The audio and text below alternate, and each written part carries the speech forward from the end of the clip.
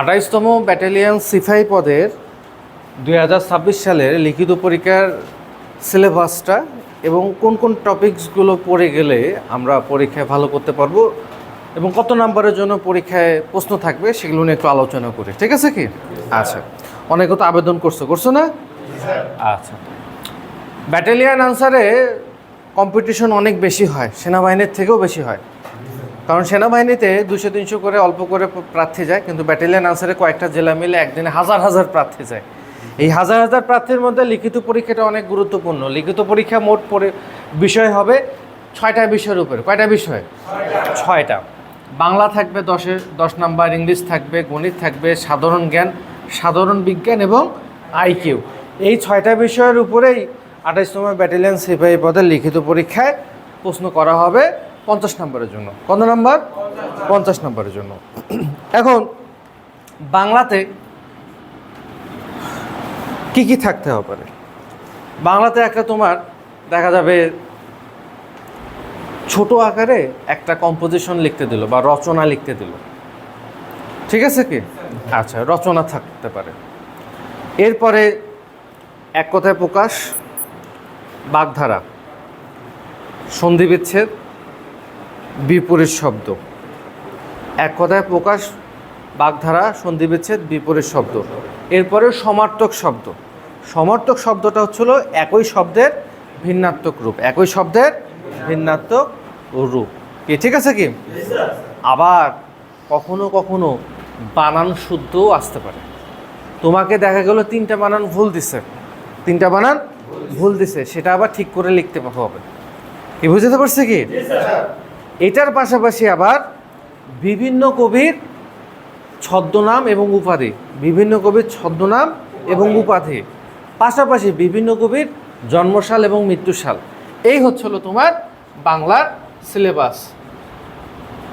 আমি আবার রিপিট করে দিই, ব্যাটালিয়নের জন্য বাংলার কোন বিষয়গুলো বেশি করে পড়তে হবে?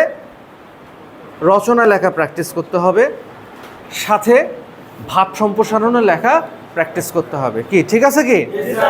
এরপরে এক কথায় প্রকাশ, বাগধারা, সন্ধিবিচ্ছেদ, বিপরীত শব্দ, সমার্থক শব্দ। এরপরে কি থাকবে বললাম? বানান শুদ্ধ, বিভিন্ন কবির ছদ্মনাম, উপাধি, বিভিন্ন কবির জন্মসাল এবং মৃত্যুসাল। শেষ। কি বুঝতে পারছি কি? যারা সোলজার একাডেমিতে আসো এই প্রত্যেকটা বিষয়ের উপরেই তোমাদেরকে আসলে প্র্যাকটিস করানো হবে। কি, ঠিক আছে কি? আর অনেক মডেল টেস্ট আছে, অনেক সাজেশন আছে, এগুলো সবগুলো আস্তে আস্তে পর্যায়ক্রমে শেখানো হবে, ঠিক আছে? এরপরে ইংলিশে 10 নম্বরের কোশ্চেন থাকবে, তার মধ্যে একটা প্যারাগ্রাফ থাকবে। একটা প্যারাগ্রাফ থাকবে। প্যারাগ্রাফটা খুবই সহজ থাকবে। কি কি প্যারাগ্রাফ থাকতে পারে? Your father, your mother, your family, your neighbour, yourself, ঠিক আছে কি? Your favourite person, a day labour, rickshaw puller, village doctor, your teacher, your best friend. কি, ঠিক আছে? Bangladesh, digital Bangladesh, smart Bangladesh, mobile phone, computer, television, social media, ঠিক আছে কি? তাহলে খুবই সহজ। Your village, your school, your college, এই সহজ সহজ বিষয়গুলোর উপরে তোমাদের ইংলিশে একটা প্যারাগ্রাফ লিখতে দেবে। Your aim in life, your hobby, your dream, এই প্যারাগ্রাফগুলোই মোটামুটি আসে। যেগুলো বললাম এগুলোর মধ্যেই কমন আসবে 28তমতে ইনশাল্লাহ। কি বুঝাতে পারছি কি? প্যারাগ্রাফ আমাদেরকে পড়তেই হবে এবং এটা 100% যেহেতু পরীক্ষা থাকবে, এখানে 1 নাম্বার কম পাওয়ার কোনো সুযোগ আমাদের নেই। বেশি করে আমরা এখানে যে সাজেশনগুলো দিব ওই প্যারাগ্রাফগুলো তোমাদেরকে কষ্ট হলেও পড়ে ফেলতে হবে। এরপরে preposition, article, voice, sentence making. Preposition, article, voice, sentence making. Preposition, article, voice, sentence making. শেষ। এবং ট্রান্সলেশন, বাংলা থেকে ইংলিশে অনুবাদ। বাংলা থেকে ইংলিশে অনুবাদ, আর কোনো সিলেবাস নেই। তাহলে আমরা আবার একটু রিপিট করি। প্যারাগ্রাফ একটা থাকবেই, প্রিপোজিশন অথবা আর্টিকেল অথবা ভয়েস অথবা সেন্টেন্স মেকিং এবং ট্রান্সলেশন 100% থাকবে, ঠিক আছে কি? যেমন আমি বাংলাদেশে জন্মগ্রহণ করেছি, কি হবে? I was born in Bangladesh, ঠিক আছে কি? তাহলে আমার ইংলিশে সিলেবাসটা শেষ। এরপরে গণিত। গণিতে 28তম ব্যাটালিয়ন আনসারে মান নির্ণয় থেকে একটা প্রশ্ন থাকবে 100%। মান নির্ণয় থেকে কি থাকবে? মান নির্ণয় থেকে। এই মান নির্ণয়ের সাথে তোমার আরও কয়েকটা টপিকস পড়তে হবে, যেমন শতকরা, লাভ ক্ষতি, ঐকিক, সরল, মুনাফা। শতকরা, লাভ ক্ষতি, ঐকিক, সরল, মুনাফা শেষ, তার মধ্যে চলে আসবে ইনশাল্লাহ। কি বোঝাতে পারছে কি?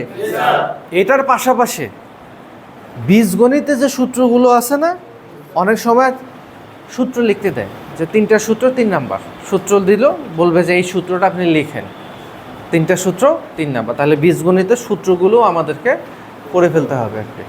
ঠিক আছে কি? আচ্ছা, তাহলে গণিতে থাকলো 10। এরপরে সাধারণ জ্ঞান।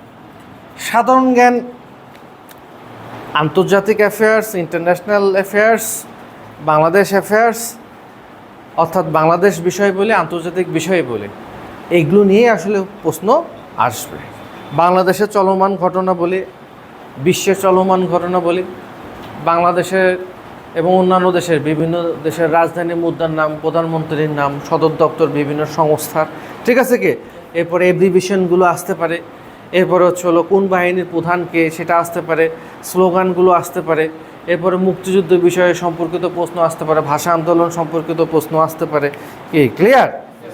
আচ্ছা, তার মানে বেসিক যে জিনিসগুলোর উপরে আমরা তোমাদেরকে শীট দিছি না সাধারণ জ্ঞানের, পাইছো সবাই শীটটা? আচ্ছা, এই 32 পাতার যে শীটটা আছে, এই শীটটা যদি তোমরা পড়তে পারো তাহলে তুমি শুধু ব্যাটালিয়ন আনসার না, বাংলাদেশের সব বাহিনীতে তুমি সাধারণ জ্ঞান ইনশাল্লাহ কমন করবো। ঠিক আছে কি? আচ্ছা, কিন্তু পড়তে হবে। সাধারণ জ্ঞান পারলে নাম্বার পাওয়া যায়, না পারলে কিন্তু 1 নাম্বারও পাওয়া যায় না। ঠিক আছে কি? এরপরে দেখো সাধারণ বিজ্ঞান এবং আইকিউ। সাধারণ বিজ্ঞান এবং আইকিউ। সাধারণ বিজ্ঞানটা আমাদের শুধুমাত্র ব্যাটালিয়নে যে আসে তা না, ব্যাটালিয়নের পাশাপাশি পুলিশ কনস্টেবলে আসে, এরপরে নৌবাহিনীর নাবিক পদে আসে। ঠিক আছে কি? আবার ব্যাটালিয়ন আনসার সিপাহী পদেও কিন্তু সাধারণ বিজ্ঞান থেকে প্রশ্ন করা হয়ে থাকে।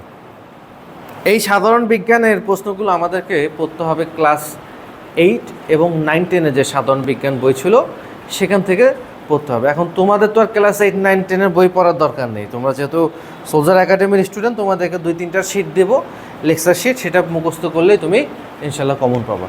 কি বোঝাতে পারছি কি? এখন সাধারণ বিজ্ঞানগুলো কীরকম হতে পারে, যে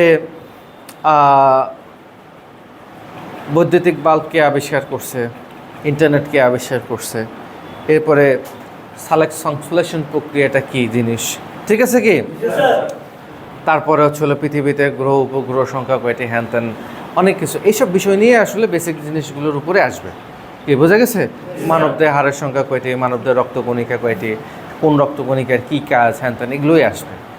আর আইকিউ, তোমাদের আইকিউ শিখাইছি না? আইকিউ শিখাইছি ক্লাসে। আইকিউ এর টপিক্সটা আসলে এটা পার্টিকুলার ইন্ডিভিজুয়াল কোনো টপিক্স নেই, তারপর আমরা যেগুলো ক্লাসে প্র্যাকটিস করছি ওই প্র্যাকটিসের বিষয়গুলো থেকে ওই রকম আইকিউগুলোই তোমার পরীক্ষায় আসবে। ঠিক আছে কি? এই হলো মোটামুটি সিলেবাস। যারা আসছো 2-4 দিন হচ্ছে, এখন হয়তো বা একটু বুঝতে অসুবিধা হবে। যখন 10 দিন, 15 দিন, 20 দিন, 25 দিন, 1 মাস হবে, তখন তুমি আরও বেশি বুঝতে ক্যাপাবল হবা। মানে তোমার পুরো সিলেবাসটাই মাথার ভেতরে ঢুকে যাবে এখানে যেভাবে পড়ানো হবে আর কি। কি বোঝা গেছে কি? আচ্ছা, এখন শুধুমাত্র তোমাদের প্রতি একটা অনুরোধ, যে ক্লাসে যেটা করানো হবে মডেল টেস্ট, যেটা সাজেশন দেওয়া হবে, শিট দেওয়া হবে, এগুলো একটু উপরে গিয়ে পড়তে হবে। কি ঠিক আছে কি? এখন ব্যাটালিয়ন আনসারে চাকরি পেতে চাইলে 50-এর মধ্যে তোমাকে অবশ্যই টার্গেট করতে হবে 40+, তাহলে তুমি চান্স পাবা। এখন যে ছেলেটা 50-এর মধ্যে 40 টার্গেট করবে, সে তাকে অবশ্যই ভালো ছাত্র হতে হবে। ঠিক আছে কি? এবং মোটামুটি সবগুলো প্রশ্নই তাকে পরীক্ষা কমন যাতে পরে সেভাবে পড়তে হবে, তখনই সে 50-এর অ্যান্সার দিলে 40-45 সে পাবে।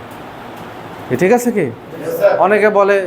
অনেকে বলতে পারে যে ব্যাটালিয়নের আবার কিসের প্রস্তুতির দরকার আছে, কিসের পড়ালেখার দরকার আছে, মাঠে দাঁড়ালেই চাকরি হয়। মাঠে তো হাজার হাজার দাঁড়ায়, সেদিনকে হাজার হাজার চাকরি হয়? হাজার হাজার তো চাকরি হয় না। ব্যাটালিয়ন আনসারে 26 এবং 27-এ যত সংখ্যক প্রার্থী নিছে, 28তম ব্যাটালিয়ন আনসারে অত সংখ্যক প্রার্থী নেবে না, অর্ধেকও নিবে কিনা সন্দেহ। যা লোক বেশি নিয়েই ফেলছে 26 এবং 27-এ। কি ঠিক আছে কি? 26 এবং 27-এ ব্যাটালিয়ন আনসারে আমাদের সোলজার একাডেমি থেকে প্রায় 35 জনের উপরে ছেলে চান্স পাইছে। বুঝতে পারছো না? এখন আমরা প্রতিদিন দেখো ফেসবুকে পোস্ট দিচ্ছি, দেখো আমাদের ফেসবুক পেজ ফলো করো, প্রতিদিন একটা করে পোস্ট দিচ্ছে, যারা ট্রেনিং শেষ করছে ওদের ছবি সহকারে পোস্ট দেওয়া হচ্ছে। তো এরকম চলতেই থাকবে পোস্ট।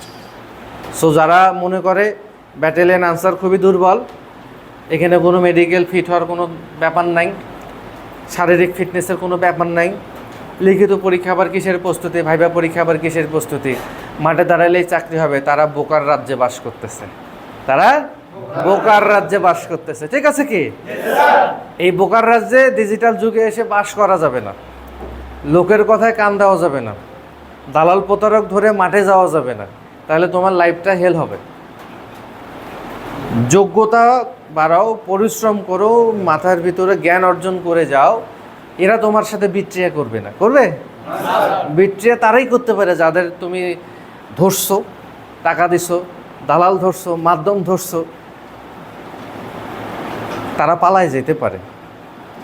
কিন্তু পরীক্ষা তোমাকেই দিতে হবে, মেডিকেল পরীক্ষা তোমাকেই দিতে হবে, লিখিত পরীক্ষা তোমাকে দিতে হবে, ভাইবা পরীক্ষা তোমাকেই দিতে হবে। এখন তুমি যদি উইথাউট প্রিপারেশনে মাঠে যাও, তাহলে ভাই তুমি কেমনে ভালো করতে পারবা?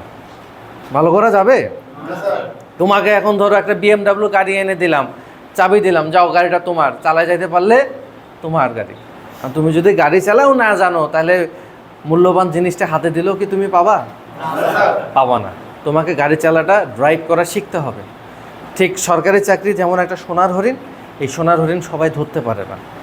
সোনার হরিণ ধরার জন্য ভালো শিকারী হইতে হবে। ভালো শিকারী তারাই হবে যারা আগে থেকে শিকারের পিছনে সময় দিছে, শ্রম দিছে, চেষ্টা করছে, পরিশ্রম করছে। তারাই ভালো শিকারী হয়ে সোনার হরিণ নামক সরকারি চাকরিটা সে হাতে পাবে। বুঝাতে পারছি? সবাই ভালো থাকো। Thank you very much. ধন্যবাদ।